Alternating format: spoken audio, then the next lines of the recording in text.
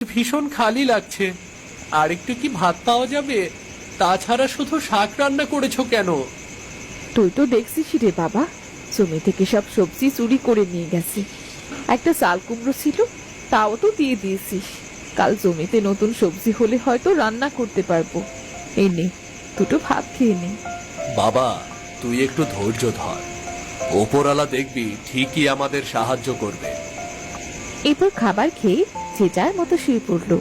পরদিন সকালে মা, বাবা, আমি সবজি খেতে যাচ্ছি। আজ আমি শাক দিয়ে ভাত খেতে পারবো না মা। যা। রমেশের ছেলে জমিতে এসে দেখলো আরে, এই আখ গাছ তো আমি দুদিন আগেই লাগিয়েছি মাত্র। কি আজব কাণ্ড! তুমি এই 2 দিনেই দেখি অনেক বড় হয়ে গেছো। কেমন অদ্ভুত আখ গাছ তুমি! এমন জাদুর আখ গাছ তো আমি আগে কখনো দেখিনি। যাই যাই, আমি বরং বাবা মাকে খবর দিয়ে আসি।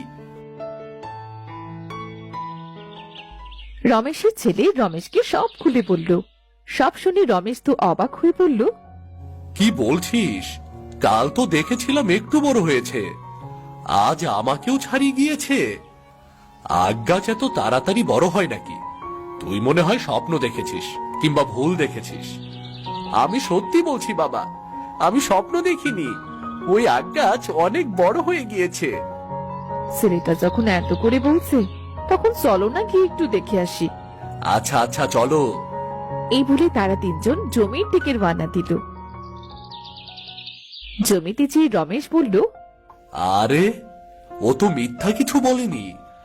আখ গাছটা তো সত্যি অনেক বড় হয়ে গেছে। ওগো, এমন জাদুর আগাছ আমি দেখবো তা কখনো ভাবতে পারিনি। সবই উপরওয়ালার দয়া।